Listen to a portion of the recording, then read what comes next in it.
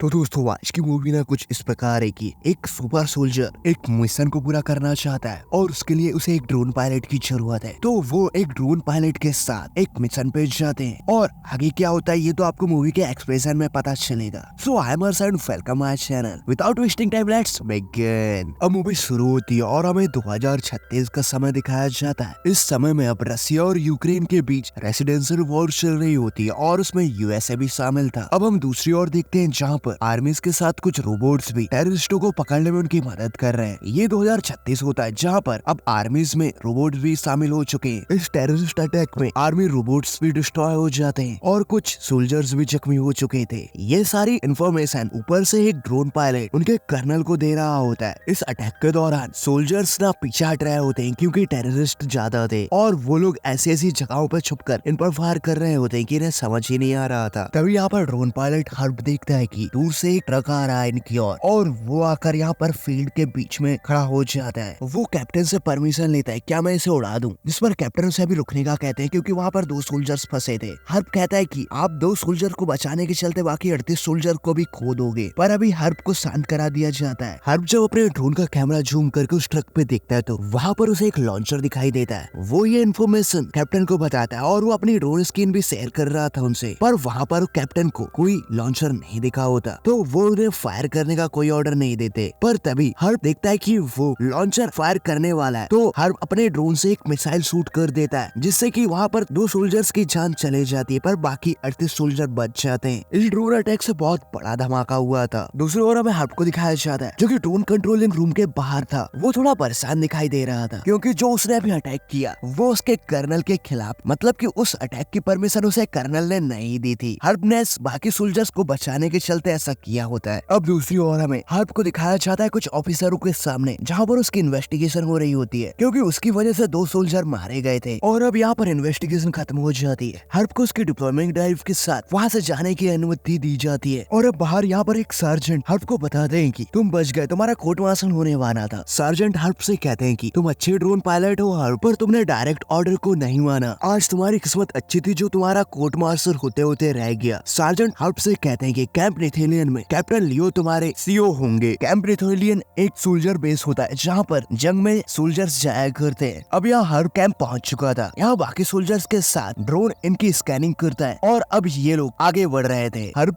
इस कैंप में नया था, उसे कैप्टन लियो के बारे में नहीं पता था कि वो किस साइड पे मिलेंगे, तो वो वहाँ पर खड़े एक सार्जेंट से पूछता है जिससे उसे पता चलता है कि कैप्टन लियो कहाँ पे। वो उनकी ओर जा रहा था। रास्ते में वो देखता है कि यहाँ पर एक रोबोटिक लैब है जहाँ पर रोबोटिक सोल्जर्स बनाए जा रहे हैं जो कि काफी सारे होते हैं। अब यहाँ पर हर्ब्स कैप्टन लियो के कैबिन में पहुंच चुका था। अब यहाँ पर हर्ब्स लियो को अपनी डिप्लॉयमेंट ड्राइव देता है पर वो उसे बिना चेक किए उसकी सारी इंफॉर्मेशन उसे बता देता है। अब हर्ब्स कैप्टन लियो के साथ ही काम करेगा। कैप्टन लियो हर्ब्स से कहते हैं कि हमें वैक्सीन पहुंचानी है एक क्लिनिक पर जो कि बेस से 20 किलोमीटर दूर है। इस जंग के इलाके में कोलेरा बीमारी तेजी से फैल रही है तो हमें इन वैक्सीन को उस क्लिनिक तक जल्द से जल्द पहुँचाना है। यहाँ पर लियो हर्ब्स को बताते हैं कि क्या तुमने विक्टर कोएल्स का नाम सुना है, जिस पर हर्ब्स हाँ कहता है। लियो से कहता है कि तुमने जो कुछ भी सुना है अब भूल जाओ क्योंकि तुम जंग के मैदान में हो। विक्टर कोवल क्रैस्नी का लीडर है और क्रैस्नी यूक्रेन को रसिया का हिस्सा बनाना चाहता है। विक्टर कोएल बहुत बड़ा आतंकी है। उसने अभी अभी एक जगह पर न्यूक्लियर वेपन को टेस्ट किया था जिससे 25,000 लोगों की जान चली गई। लियो हर्ब्स को बताता है कि हमें खबर मिली है कि विक्टर कोएल सिस्टम में पैरामीटर को हथियाने की कोशिश कर रहा है, जिस पर हर्ब्स लियो से कहता है कि वो तो रसिया का ऑटोमेटेड न्यूक्लियर इटालियन सिस्टम है। अब यहाँ पर हमें कुछ हिस्ट्री के बारे में बताता है लियो। रसिया और यूक्रेन के अलग होने के बाद भी रसिया का 1/3 न्यूक्लियर्स यूक्रेन के पास ही है। इन हथियारों को साइलोस में टॉप सीक्रेट्स जगहों में छुपा दिया गया जहाँ से दुनिया में कहीं पे भी हमला किया जा सकता है। पर हर्ब्स लियो को कहता है कि 50 साल पहले कोल्ड वॉर के समय पर इनको बंद कर दिया गया था, पर जिस पर लियो कहता है कि तुम्हें इस पर भरोसा है। जिस पर लियो हर्ब्स से कहता है कि रसिया उस एक चीज को बंद कर देगी जिससे बाकी देश उस पर अटैक करने से अभी तक रुके हुए हैं। इसका मतलब ये है कि रसिया के सिस्टम अब भी काम कर रहे हैं। अब यहाँ पर लियो हर्ब्स को बताता है कि हमें खबर मिली कि 24 घंटे के अंदर विक्टर कोएल इन हथियारों को हथियाने की कोशिश करेगा और इन्हें चलाने के लिए कोड की जरूरत है और उस कोड को अगर विक्टर कोएल ने हथिया लिया तो वो सिर्फ किसी भी देश पर अटैक कर सकता है। अब लियो हर्ब्स से कहता है कि तुम अपनी यूनिफॉर्म बदल लो क्योंकि हम जिस जगह पर वैक्सीन देने जा रहे हैं वो आतंकियों का इलाका है और अगर हम वहाँ पर अपनी यूनिफॉर्म पहन के गए तो भून दिए जाएंगे। और इसी दौरान जब ये लोग अपने कपड़े बदल रहे होते देते हैं तो हब्स देखता है कि लियो एक सुपर सोल्जर है। वो लियो को इस तरह देखकर चौंक जाता है, जिस पर लियो हब्स को बताता है कि मैं तुम्हारा कमांडिंग ऑफिसर हूँ और मैं 4th जनरेशन बायोटेक हूँ। इस बात को तुम्हारे गले उतारने के लिए मात्र 1 मिनट है। लियो हब्स से कहता है कि तुम्हें अपने कमांडिंग ऑफिसर पर भरोसा रखना चाहिए, हम जंग के मैदान में जा रहे हैं। और अब हब्स भी मान जाता है। हब्स लियो से पूछता है कि क्या आप AI हो, जिस पर लियो हब्स से कहता है कि आर्टिफिशियल इंटेलिजेंट एक बच्चा है, मैं उससे भी कहीं बढ़कर हूँ। लियो हब्स से कहता है कि बस 2 ही लोग जानते हैं कि मैं कौन हूँ, कर्नल एकार्ड और तुम। अब ये लोग बेस से बाहर रेसिडेंशियल एरिया में चले जाते हैं, जहाँ पर बहुत ज्यादा खतरा होता है। इनके साथ आर्मी सोल्जर्स भी थे। अब ये लोग यहाँ पे पहुँच चुके थे, जहाँ पर लोग अपने खाने का सामान ढूंढ रहे होते हैं। यहाँ की हालत बहुत बुरी होती है। अब लियो यहाँ पर देखता है कि वो आतंकी इन सोल्जर्स पर गन तान दिए, तो वो अकेला जाकर उनसे बात करने का ट्राई करता है। वो सिंपैथी से बात कर रहा था। वो लियो की बात मानकर अपने हथियार नीचे कर लेते हैं। यहाँ जितने भी लोग मौजूद होते हैं ना, वो दिल के बुरे नहीं होते, उनसे ये सब हालात करा रहे होते हैं। अब लियो जब बात करके वापस जाता है तो कुछ सोल्जर्स अपने साथी सोल्जर्स की डेड बॉडी वहाँ से ला रहे होते हैं। पर तभी अचानक विक्टर कोयल के आदमी, जो कि आतंकी होते हैं, वो इन लोगों पर हमला करने लगते हैं। यहाँ इन लोगों के बीच गोलियां चल रही होती हैं। लियो ये सब देखकर वहाँ पे खड़े सार्जेंट को कहता है कि आप हमें कवर दो, हम लोग यहाँ से वैक्सीन लेके निकलते हैं। और वो लोग ऐसा ही करते हैं। वो आर्मी के सोल्जर इन लोगों को कवर दे रहे थे। लियो और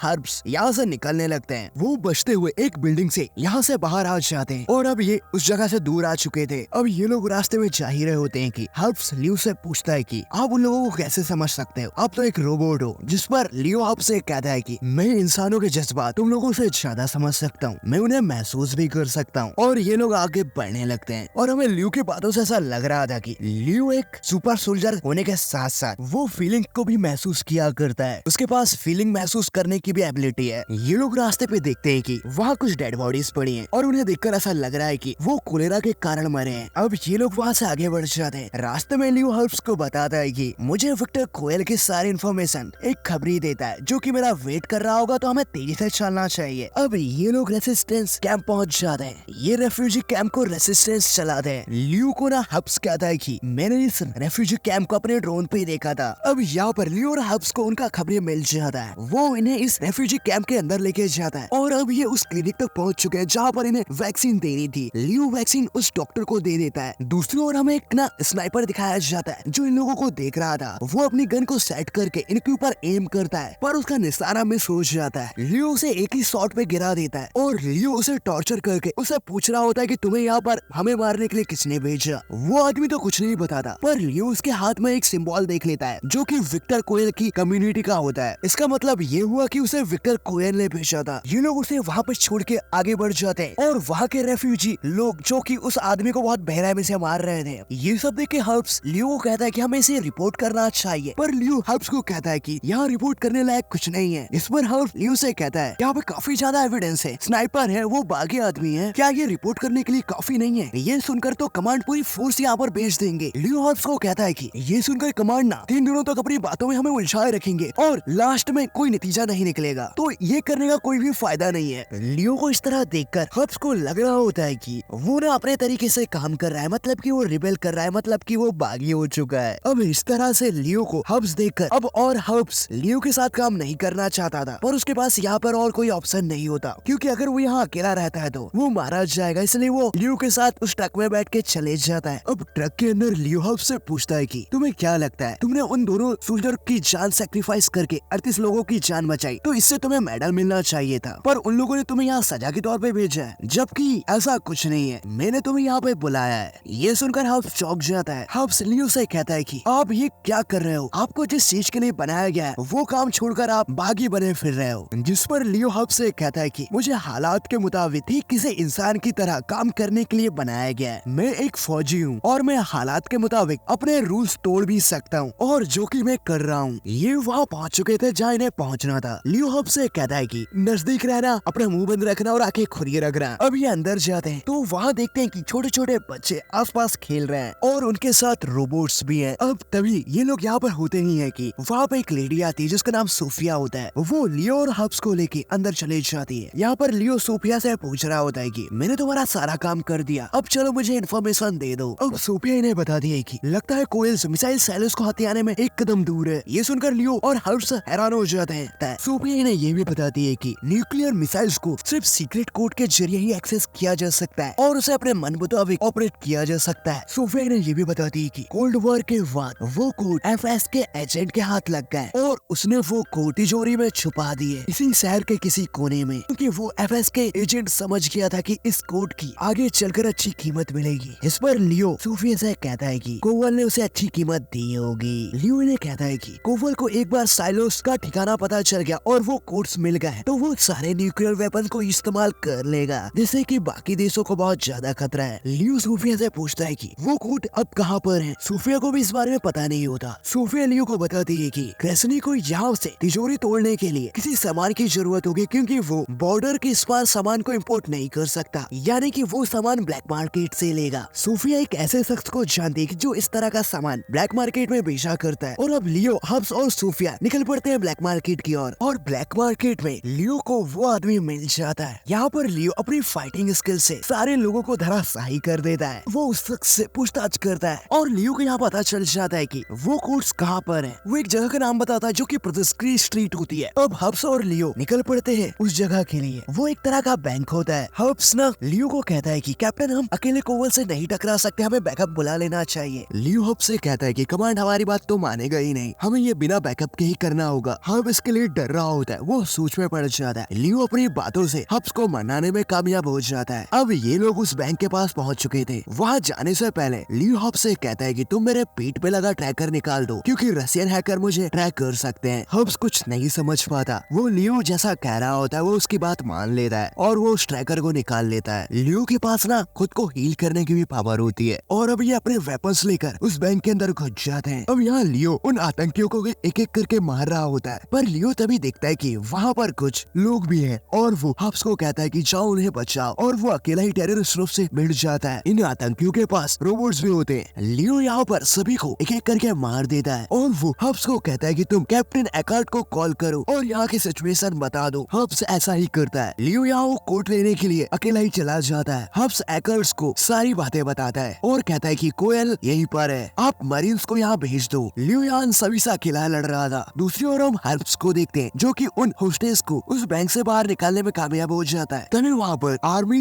रोबोट्स आ जाते हैं जो कि हब्स की मदद करेंगे। तभी वो टेररिस्ट वहाँ पे जो होस्टेज होते हैं ना उन पर गन तान देते हैं और उनके पास जो रोबोट्स होते हैं वो इन मरीन्स रोबोट्स पर भी जो कि हब्स के साथ होते हैं उन सभी को अपने एम में ले लेते हैं और मरीन रोबोट्स ना उन टेररिस्टों पर हमला कर देते हैं, जिसकी वजह से इनके बीच आपस में लड़ाई होने लगती है और हब्स किसी तरह उन होस्टेज को वहाँ से बचा के एक बिल्डिंग के अंदर ले आता है। और तभी हब्स अपने सैटेलाइट फोन से कैप्टन एकार्ट को कॉल करता है, जिस पर कैप्टन एकार्ट हब्स से कह रहे होते हैं कि तुम्हें वहाँ से जल्द निकलना होगा, क्योंकि हम वहाँ पर ड्रोन अटैक करवाने वाले हैं, मतलब कि मिसाइल शूट कर देंगे। जिस पर हब्स कैप्टन से कहता है कि यहाँ पर सिविलियंस है और लियो भी उस बैंक के अंदर है। जिस पर कैप्टन उन्हें कहते हैं कि गेहूं के साथ घुन भी पिसता है, तुम वहाँ से जल्दी निकलो, मिसाइल कुछ ही देर में शूट हो जाएगी, हमारे पास इसके अलावा और कोई रास्ता नहीं है। इधर लियो उस टेररिस्ट का पीछा कर रहा होता है जिसके हाथ में वो कोड्स लग चुके थे और लियो उस टेररिस्ट से कोड्स ले लेता है और उसे मार देता है। तभी यहाँ लियो को एहसास होता है कि आसमान में ड्रोन आ रहा है और वो समझ जाता है कि यहाँ पर अटैक होने वाला है। दूसरी ओर हब्स ना उन सिविलियनों को एक बिल्डिंग के अंदर ले जा लेता है अटैक के पहले और तभी उस ड्रोन से अटैक हो जाता है, जिससे कि वो बैंक पूरी तरह से तबाह हो जाता है। हब्स यहाँ ठीक होता है और लियो भी ठीक था। अब ये लोग कहाँ से जा रहे होते हैं। लियो के हाथ में वो कोट लग चुके थे। हब्स लियो से कहता है कि अब हम सारी खबर कैप्टन को दे देते हैं, जिस पर लियो हब्स को कोई जवाब नहीं देता। हब्स समझ जाता है कि लियो ने मेरा इस्तेमाल किया है, क्योंकि कमांडर मुझे मानते हैं कि मैं ऑर्डर्स नहीं मानता और उसी चीज का फायदा लियो ने उठाया है। ये सब लियो ने नहीं बल्कि हब्स ने किया है। बाकी सब लोग यही सोचेंगे जब तक कि लियो खुद से ये नहीं बताता कि ये सब हमने किया है। मतलब कि हब्स यहाँ पर पूरी तरह से फंस चुका है, क्योंकि उसने लियो का फेल सेफ डिवाइस भी निकाल दिया था उससे, जिसकी बदौलत कैप्टन को भी लग रहा होगा कि लियो अब मर चुका है। मतलब कि अब जो लियो होता है ना वो खुद से अपने ऊपर कंट्रोल कर रहा है, वो जो चाहे वो कर सकता है। वो उन कोड्स को यूज कर यूएसए में न्यूक्लियर अटैक कराना चाहता है और वो हब्स को बेहोश करके गाड़ी के बाहर फेंक देता है और यहाँ पर सीन कट हो जाता है। नेक्स्ट सीन में हम देखते हैं कि हब्स जमीन पर बेहोश पड़ा है और तभी वहाँ पर सोफिया के लोग आ जाते हैं जो कि हब्स को अपने साथ ले जा लेते हैं। दूसरी ओर हम लियो को देखते हैं जो कि विक्टर कोयल के अड्डे में पहुंच चुका है और इधर हब्स सोफिया के सामने बंदी था। हब्स सोफिया से कहता है कि खतरा मैं नहीं लियो है, वो कोयल के पास जाएगा। दूसरी ओर हम लियो को देखते हैं जो विक्टर कोयल से मिलता है। यहाँ पर लियो ना कोयल से मांग रहा होता है कि मुझे पैरामीटर की लोकेशन चाहिए, यानी कि वो जगह जहाँ से न्यूक्लियर बॉम्ब को एक्टिवेट किया जा सकता है। दूसरी ओर हमें सोफिया और हब्स को दिखाया जाता है। हब्स सोफिया से कह रहा होता है कि लियो ना उन न्यूक्लियर बॉम्ब का कंट्रोल अपने हाथों में लेना चाहता है और वो यूएसए में न्यूक्लियर अटैक कराना चाहता है। इस सबसे बेकसूर लोग मारे जाएंगे। दूसरी ओर हम लियो को देखते हैं जो कि विक्टर कोयल के साथ लड़ाई करने लगता है। वो विक्टर कोयल को बंदी बनाकर उनके सारे लोगों को मार देता है और वो विक्टर कोयल को भी मार चुका था। वो यहाँ पर उनके सिस्टम को हैक करके पैरामेट्रिक की जानकारी ले लेता है और अब उसे पता चल चुका था कि न्यूक्लियर वेपन्स किस जगह से एक्टिवेट होंगे। दूसरी ओर सोफिया हब्स को छोड़ देती है और हब्स वहाँ से निकल के अपने मिलिट्री बेस जाता है, जहाँ पर वो कर्नल एकर्ट को सारी बातें बता देता है कि लियो इस तरह का हो चुका है और अब तो उसके पास न्यूक्लियर वेपन्स का भी एक्सेस है, मतलब कि अमेरिका पर न्यूक्लियर हमला। जिस पर वो ऑफिसर कहते हैं कि वो ऐसा नहीं कर सकता। हब्स कहता है कि वो ऐसा कर सकता है। उसने मेरी फैसले लेने की काबिलियत का इस्तेमाल कर अपना फेल सेफ सिस्टम निकलवाया और अब वो न्यूक्लियर वेपन से यूएसए को तबाह कर देगा। अब ये लोग लियो का पता लगाते हैं। हब्स ना अपने साथी ड्रोन ऑपरेटर से एक गाड़ी के नंबर को सर्च करने का कहता है और वो ऐसा ही करते हैं, जिससे कि इन लोगों को लियो का पता चल जाता है और लियो से लड़ने अब हब्स जाता है। यहाँ पर कमांडर एकर्ट्स हब्स को ऐसी बुलेट देते हैं जो कि लियो के आर पार चले जाए। तब हब्स लियो की ओर निकल पड़ता है। हब्स ना कैप्टन एकर्ट से कनेक्ट होता है। वो उनसे बातें कर रहा था और लियो की एग्जैक्ट लोकेशन देखते हुए उस तक पहुंच जाता है। यहाँ पर हब्स एक फैक्ट्री में पहुंच चुका था जहाँ पर न्यूक्लियर वेपन्स का एक्सेस है। हब्स यहाँ पर आसपास ढूंढने लगता है और उसे लियो मिल जाता है और तभी अचानक लियो हब्स पे हमला कर देता है और वो उसे बेहोश करके अपने न्यूक्लियर वेपन्स को एक्टिवेट कर देता है। यहाँ हब्स को भी अब होश आ चुका था। वो उस वेपन से लियो को शूट करके जख्मी कर देता है और अब वो देखता है कि न्यूक्लियर वेपन्स एक्टिवेट हो चुके हैं। ये सारी इन्फॉर्मेशन वो कैप्टन एकर्ट को दे देता है और अब इन्हें रोक पाना मुश्किल है इन न्यूक्लियर वेपन्स को, तो वो ना इस पर ड्रोन अटैक करवाने वाले होते हैं। हब्स उन्हें 10 सेकंड का समय देता है और वो वहाँ से तेजी से निकलने लगता है। तभी वहाँ पर ड्रोन अटैक हो जाता है, जिससे कि वो न्यूक्लियर वेपन्स डिस्ट्रॉय हो चुके थे। दूसरी ओर हम हब्स को देखते हैं कि जो वहाँ से सेफली निकल चुका है और हब्स ने अपनी बहादुरी से लाखों लोगों की जान बचा ली और अब ये मूवी यहाँ पर समाप्त हो जाती है। तो दोस्तों, आप लोगों को ये मूवी कैसी लगी कमेंट करके बता सकते हैं। और हाँ यार, सब्सक्राइब बटन ना मुफ्त होती है, तो आप लोग उसे दबा लो और अब मिलता है नेक्स्ट वीडियो में। तब तक के लिए बाय बाय।